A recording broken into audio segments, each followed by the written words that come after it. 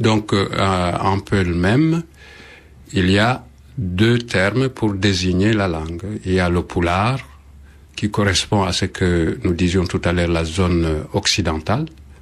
Et partout ailleurs, on parlera du fulfulde. Un petit mot peut-être sur l'histoire de ces migrations. Comment se fait-il que cette langue se soit tellement répandue, alors que paradoxalement, ce n'est la langue principale d'aucun des pays dans laquelle elle est implantée. Ce n'est pas une langue nationale d'une certaine façon, et c'est une langue qui irrigue un nombre d'États incroyable. Comment ça se fait? Il y a eu des migrations, est-ce que ça s'est fait d'un coup, ça s'est fait petit à petit? Dans quel sens s'écoule, si vous voulez, cette langue? Voilà. Oui, donc l'extension du Peul correspond à l'activité de l'une des composantes de la société à l'intérieur de la vallée du fleuve Sénégal. Parce que dans cette région, les populations comprennent des catégories sociales que les gens appellent castes, mais c'est pas tout à fait des castes. Donc il y a une catégorie qui est spécialisée dans le pastoralisme.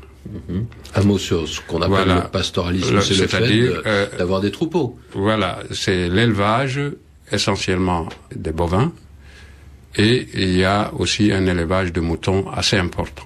Donc d'un autre côté, on est dans une zone climatique très marquée. C'est-à-dire, on a une saison sèche, une saison de pluie. Il faut passer la saison sèche. Donc du coup, il faut chercher l'eau, le pâturage tout le temps. C'est le problème de tous les éleveurs Peul, y compris à la date où nous sommes aujourd'hui. Donc c'est à la recherche de pâturage. Cette population est sortie de la vallée du fleuve Sénégal, et il faut ne pas être très loin des vallées des grands fleuves. C'est le Niger, ses affluents qui eux-mêmes constituent des réseaux hydrographiques assez importants. C'est aussi donc avoir des zones d'altitude. Ça, c'est le cas des Peuls du Cameroun et une partie du Nigeria. C'est le cas des Peuls de la Guinée. Donc ça fait du Peul presque une langue de transhumance. On a suivi les impératifs des troupeaux, c'est les troupeaux qui guidaient le mouvement de la langue. Voilà. Bon, à cela s'ajoutent quand même des facteurs historiques importants. Ce n'est pas toute la population qui va migrer. Il y a des villes qui sont des villes Peul, où la population est majoritairement Peul. C'est le cas de l'Abbé, par exemple, si je cite, c'est le cas de Marois, de Garoua. Dans quel l'Abbé, pays c'est en Guinée.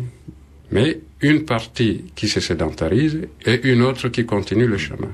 La partie qui est sédentarisée, donc ça a correspondu à des constructions des États et même des empires, depuis l'empire tout couleur, Tekrou, des Arabes, jusqu'à l'empire de Sokoto au XIXe siècle.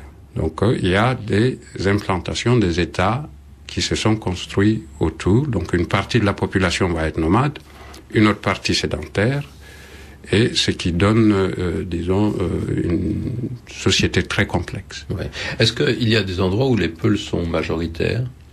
Vous disiez qu'il y a parfois des villes Peuls. Est-ce qu'il y a des villes qui sont peuplées presque uniquement de Peuls, ou bien est-ce que c'est exceptionnel? Est-ce que ça n'existe pas du tout? C'est-à-dire, le Peul, et d'ailleurs, je pense qu'il n'y a pas de langue africaine qui couvre exactement les frontières des États africains aujourd'hui. Absolument, oui. Donc, le Peul, à la différence des autres langues, n'est la langue d'aucune capitale. C'est la grande différence avec, par exemple, le Wolof ou le Bambara, si je ne cite que ces langues. Donc, il y a, à l'intérieur de chacun des États, il y a des régions où le Peul est véhiculaire régional. Dans un cas tout à fait particulier, c'est le Nord Cameroun, et je pense que le Peul est la première langue parlée au Cameroun en extension géographique et en nombre de population.